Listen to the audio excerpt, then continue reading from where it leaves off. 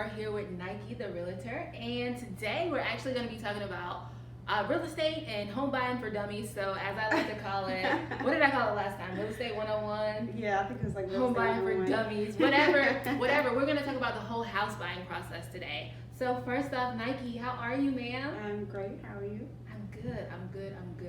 I'm happy to be here, and Happy to have you here. Well, thank you. I'm really excited to talk about this whole process because I think it's something that's really important, especially people around our age, because it is something that we are starting to do. Yes. So I think it's really important to educate people on the whole process. And with you being a realtor, who better to talk to than a professional? Well, first off, let me say I love when people our age buy a house. It just Yes. puts this warm feeling in my heart.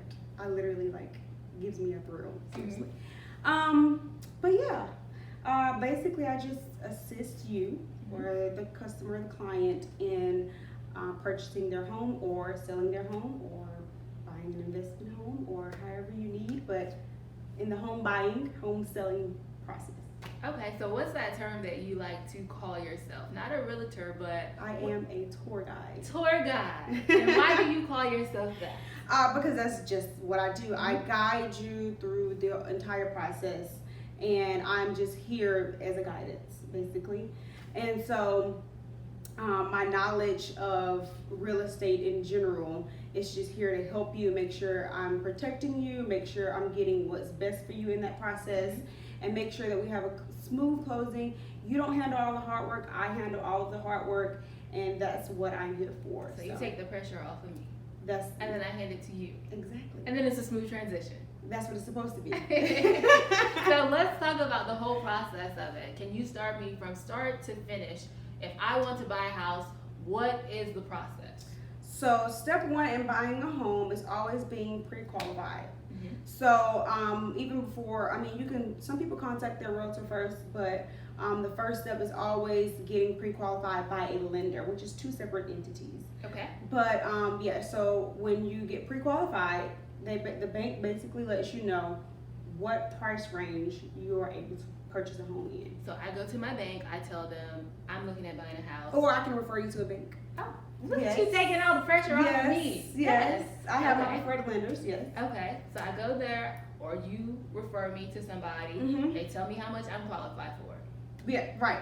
So, do you want to go in depth of what that process is? Because that's a process in itself. Well, this is for dummies, and this is 101, so you tell me. I'm not an expert in what a lender does, but essentially he takes your debt to income, your work history, and kind of put it all into one and gives you this price. You're qualified for this price. And there's an interest rate, of course, tied into that. That's how the banks make their money. But from there, once he gives you that price that you're pre-qualified for, then we come to me. Okay. And then what I do is when I first talk to my clients, I just ask them hey, what are you looking for in a home? First, of course, I verify the pre-qualification, and then I ask them what they're looking for in a home, whether it's a ranch style home, they want a 2-story home, a modern home, an older home, or whatever. What are you looking for in a home? And then I take what your main things that you want in a home, and I go and search for what you want. And then I send it to you, and we start the home buying searching. So we go search for homes that fit what you need. Okay. So once we find a house to your liking, we then will put in an offer. The offer process is basically putting your highest and your best offer in to try to get this house, because you might be in a situation where it's a multiple offer situation, and you kind of have to compete to get that house. So do you do the negotiating for me? I do all of the hard work for you. Everything. Yes. So, but you make the final decision. So, for instance, in North Carolina, if you want to purchase a home in North Carolina, there's this fee. There's an earnest money fee, and there's a due diligence fee. The earnest money fee is just showing how serious you are about buying this home. And then the due diligence fee is basically a fee that you're paying to be able to walk away during that due diligence period. You set a due diligence period in your contract. And you're basically just paying to walk away for whatever reason. Okay. But you don't get that money back. Gotcha. If you walk away, you will get the earnest money back, but you cannot get the due diligence back. depending So it's on the kind of period. like a security deposit, almost, Exactly. that you don't get back. Exactly. Gotcha. But if you go through with it, that goes towards your purchase price, or it can go towards your closing, however you want to So use those it. two fees will be taken off of my total cost. Mhm. Okay, nice. Got it. Look at me, Sorry. I'm learning. I need to take some notes. Yeah. So once we put in that offer and you're putting, I was making an example. So if you're saying, hey, I want to put this offer in, and I want to, but I don't know how much money I want to put up. I'm going to ask you, hey, what is the top number that you're most comfortable with putting up? If you feel like I'm putting my best foot forward, and if I don't get it, I did my best. I'm going to ask you, what is that top dollar number? Mm-hmm. I'm going to give you the average number that they offer for that price range, and then we're going to figure out what's comfortable for you to offer. Okay, so let's just an example here. If the house that I want is $200,000, Mm-hmm. what should I be putting down? I would say on average for a $200,000 house, probably like 1,500 to 2,000 total in both fees.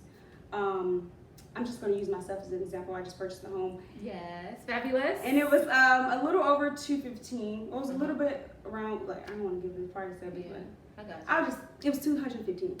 So just for the sake of an example, we'll say that. So the earnest money we put down was $500, and the due diligence was $1,500.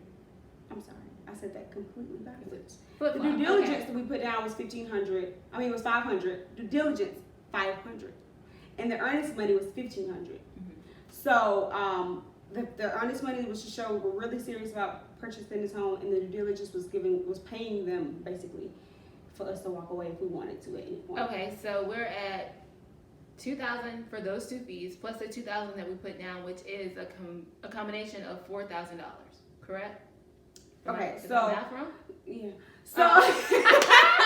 So say the house is $200,000, right? Yeah. And so we're gonna put down $1,500 for earnest money and $500 for due diligence. That's $2,000. Right. And then so your purchase price when we first put in an offer will go down $2,000. So it'll be $198 at the bottom. Okay.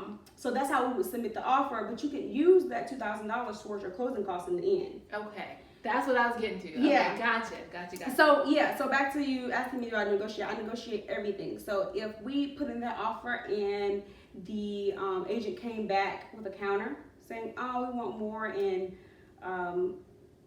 due diligence, or we don't want to pay any closing costs. Mm-hmm. And say if we put in the offer for them to pay $3,500 in closing costs, and she said, we don't want to pay all that, then I would try to negotiate her down and see how low or how high they are willing to pay in closing costs. Okay. So that's my job. I negotiate. I'm here for protection. I'm here for guidance. I'm here for knowledge. I'm here for the contracts, because if you don't have an agent, you don't have those contracts, and you can get it's easy to get over. So what if I decide, you know what, let me just back out of this altogether. What happens to all that money? Well, it depends on when you back out. So if we put in an offer and we set the due diligence date for 2 weeks out, and you decide to back out within those 2 weeks, you get your earnest money back, but you do not get your due diligence back. Okay. You won't get your due diligence back, period. Once you pay it in and sign that contract, you won't get your due diligence back.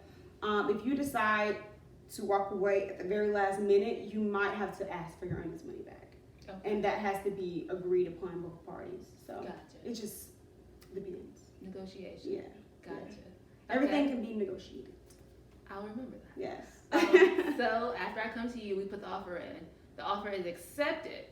Okay. Then I would say the first step is to then call to get inspections done, unless it's a new construction, of course. But the first step would be getting an inspector out to inspect the house, and getting like a termite inspection completed as well within that first week. So what are some of the things that they're looking at in that inspection? They look at everything, and then they give you a whole guide of what's wrong with the house, along with summaries and pictures to let you know this is wrong, this is major, this is minor. So this is very thorough. Yes. Okay. Yes. And then within that first week, I recommend for the inspector to go out and inspect the house. When the inspections come back, we then look over it and we see what's a major thing and what's the minor thing, and then we draw up a repair request to send over to the sellers, and asking them to repair whatever's necessary that we want. Who's footing that bill? What cost? The seller does. The seller. Okay. So we're drawing up that repair request for them to fix prior to you moving in. Okay. Now they can negotiate not to do certain things. It's all, like I said, everything's negotiated. We can send in a letter and they can say, hey, we'll fix all of this. And we can send a letter and they're like, oh, we're not doing that, but we have to negotiate, what you need to be negotiated. Okay, and this is only if this is not a brand new house. Yeah, exactly. So if it's a new construction, some people still get inspections done, but if it's a new construction, the builder has already done all of that, so you really don't So less work on. Yeah, and it's a new house. Yeah, it's a new Gotcha. house, so it's like, why am I getting an inspection done and it's brand new? Everything's updated. So do you recommend it for a new construction? Yeah. No, I wouldn't say get an inspection done that's just money that you're just paying just to be extra cautious. But so not needed. I wouldn't tell my clients to get an inspection on a new construction, no. Okay. But any other house, I don't care if it's 6 months old to a year or higher, I would say this house was built last year. And we got an inspection done just to be safe. Gotcha. Yeah. Okay. So after the inspection is done, then? And then after the inspection is done and after we negotiate repairs, then they fix the repairs. From then, we're really just, after the repairs are negotiated and they fix it, we're really just waiting on the closing day. Okay. And, or anything may come up. Certain things can come up, like you might want to possess the house before closing. That's another negotiation. Just small things could happen. But after repairs are negotiated and they're done and completed, the next step is the closing date. Closing date, okay. And then this whole process. And this whole process takes about, on average, a month.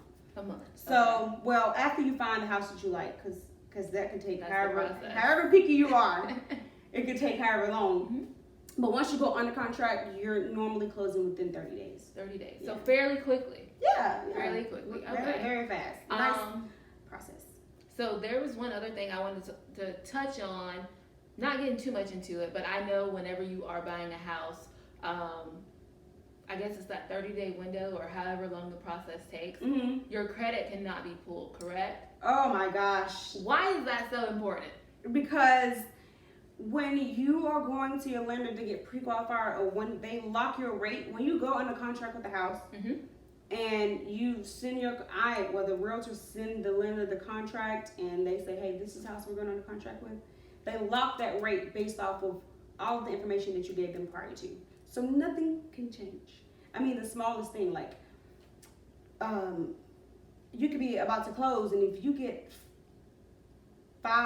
anything over $1,000 put into your account, the lender's going to be calling you, questioning it, and it could push back the process. So what is the limit, like, as far as like what's coming and going into anything your over bank $1,000? account? Anything over $1,000? Anything over $1,000 outside of a paycheck, that's normal. Like if your paycheck is coming in, it's over $1,000, that's normal. They expect that to come in. But just like say if your cousin wanted to give you $2,000 for your birthday. Let me get that in cash. Yeah, it's just like they're gonna like where's you're gonna need to be able to explain it, and it could push it back if you can't explain it or whatever. So it's very serious. It's very you don't want to do anything. Don't want to buy a car. Don't want to buy furniture. Just wait until it closes, just to be safe. Gotcha. I wouldn't run up the credit card bill because that rate is locked and it could just mess up the whole process. So gotcha. I would just not do anything. Just relax. Just live life normally until you close. Buy anything you want after you close. But okay, so now we're to our closing date. Whenever we get it, once we close, is there anything else that any other dealings that you and I have? Not besides me calling you saying happy 1 year anniversary. Gotcha. At the closing day, once it's recorded, you're able to receive the keys to your home. Mm-hmm. So we do have to wait like however long the court takes to record it, which sometimes it's an hour, sometimes it's 2. I mean, it'll be within a day, Mm-hmm. unless something just crazy happens with your finances. But yeah, once it's recorded, you get your keys to your house and you're good to go. So this sounds crazy simple. Like, it just sounds like Yeah. a fairly simple process. It's supposed to be simple for the client. Uh-huh. If you're doing your job, then it's simple for me. Yeah, it's supposed to be very. I mean, things happen. Right, of course. But for the most part, each transaction is supposed to be very, very simple. The hardest thing for you needs to be finding the house that you love.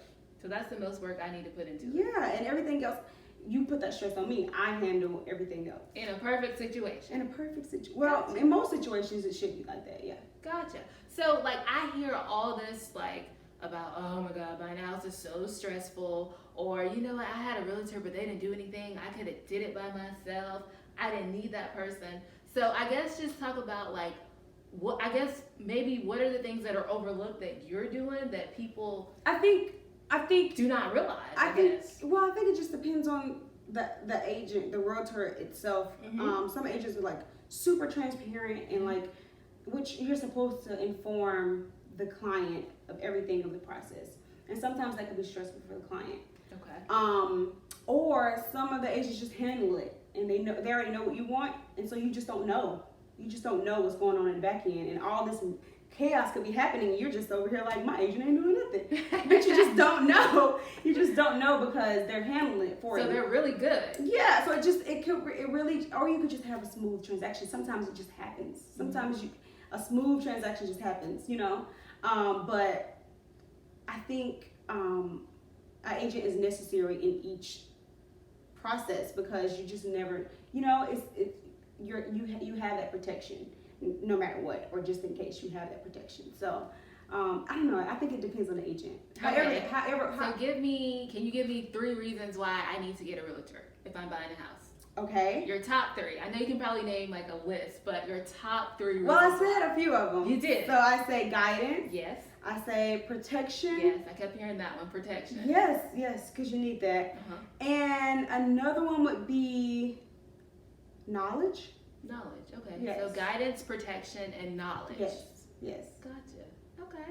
And my dad always say in a process, you know, we build relationships. So it's great to have that relationship, that client realtor relationship, and you might want to resell, or you might have a friend that you want to have someone that you trust help them throughout their process. You know, so we build those relationships for many years.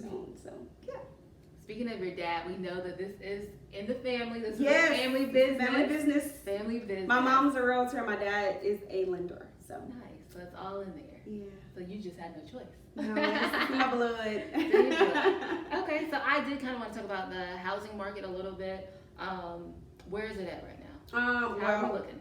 it's a seller's market, Mm-hmm. and that just You did tell means me that. yes. So it just means that there is a lot of buyers, and the properties are just scarce. You know, like there's a high demand and low supply for So they are selling at the top price right now. Basically, is what that means. So, and you and I also talked about this as well, and you had an interesting answer because it wasn't the answer that I thought that you were going to give me. When is the best time to buy a house? When you're ready.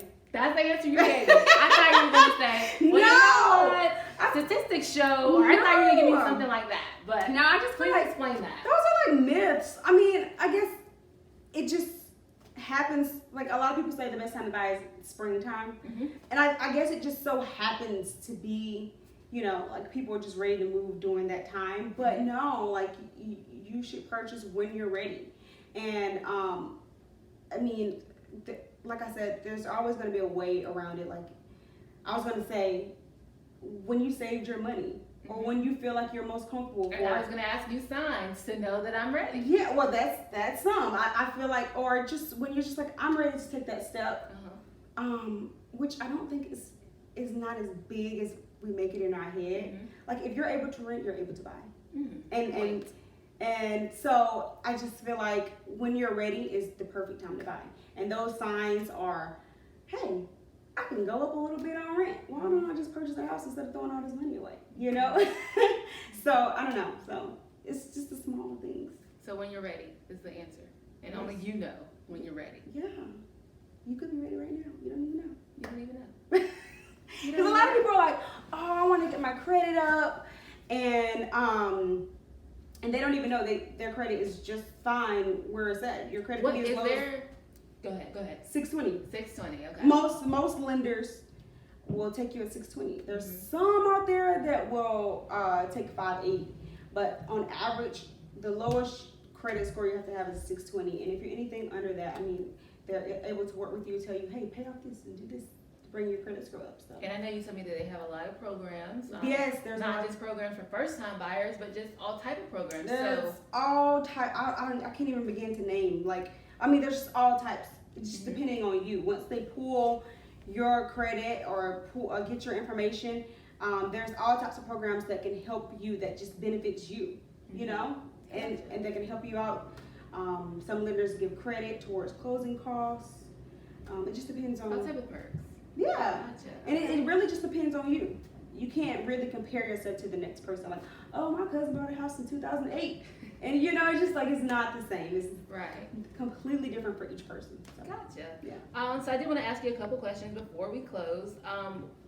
Another, I guess it's like you're doing, this is like Mythbusters right now. Yeah. Because there's all this stuff that you hear about buying houses. Misconceptions. Yes. Yeah. And it's like, I feel like if more people knew, and that's why I definitely wanted to have this conversation, just to educate people, because if more people knew, then we wouldn't have as many people that rent and throw money away. Right. Because for some reason, we seem to think that, oh, no, buying a house is a really hard process. You got to do this. There's so much money, you might as well just rent. So I wanted to talk about some of the fees and costs associated. She made me think of something. Like when you go and rent a house, you're paying, what is it? Like an application fee. You're paying a security deposit. Yeah. Sometimes the security deposit is just as high as the rent. And I don't think sometimes it's more because sometimes it's like first and last month's rent. Right, and sometimes it's depending on your credit. Your credit might be low, and you got to pay up to a certain amount. Yep. And so I don't think it's any different. And I think the only difference is you set the price. You set the price of what you want to put down for a house. So if you want to, I can give you which was on average, but at the end of the day, you make the decision what money you want to put up. And so there is those fees. For South Carolina, you only have to put earnest money. But for North Carolina, it is earnest money and due diligence. And fees like you have to get an appraisal. And then an inspection. So those are like the fee that you pay up front. But you can bill the inspections to closing. And if I negotiate for them to pay closing for you, then you could not have paid for your inspection, So then there's closing costs, and then there's a down payment. So the closing costs and down payment that is due at the closing table. If you don't have your 3.5% down, which is for FHA, you have to pay 3.5% down of your home as a down payment. Tell them what the 3.5 for the FHA. It's just a type of loan you have to pay, and I think it's 3% for conventional. So it's just two different types of loan, different type of requirements for those two types of loan. I'm not an expert in it, but it just depends on where you fall financially.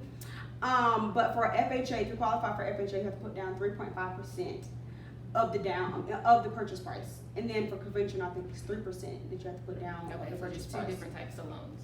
Yeah, or if you have like a VA loan, I think they pay the down payment.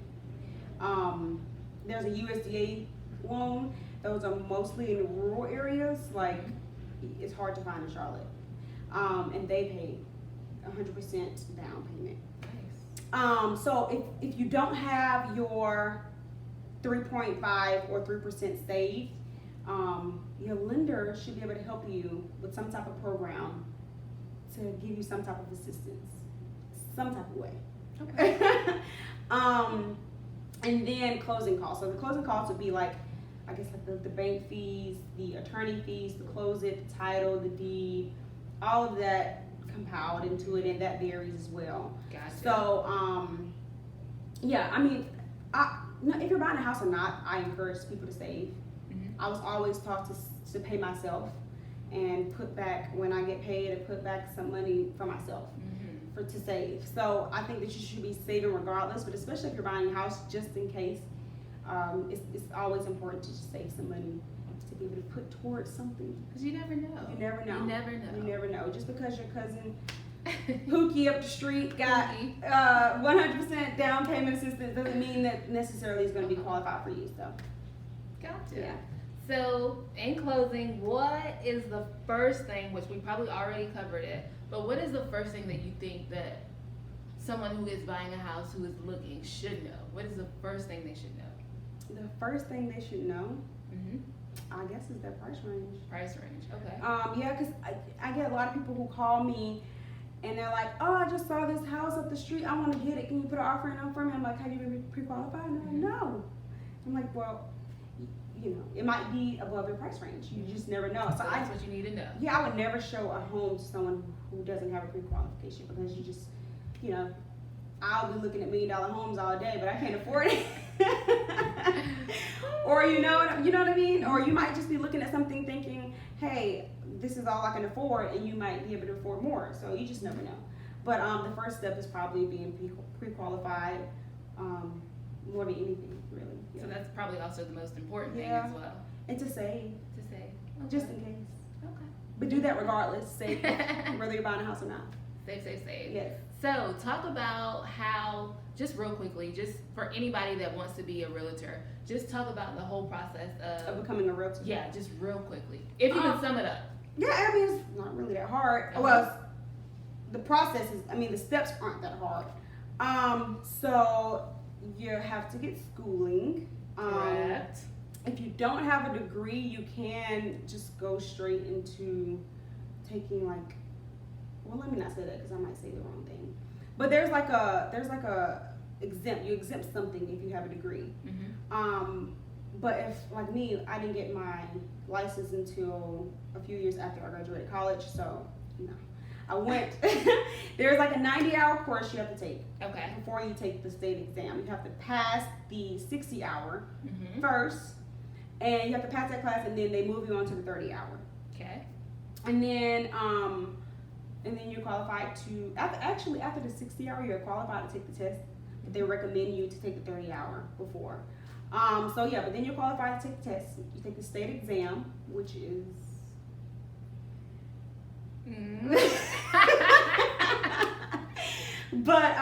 so once you take the state exam and you pass it, you're able to become a realtor. Depending on which state you are taking the test in, you have to join like your national board of realtors. Yeah. To be called a realtor, or you're just a real estate agent. Mm-hmm. There's a difference.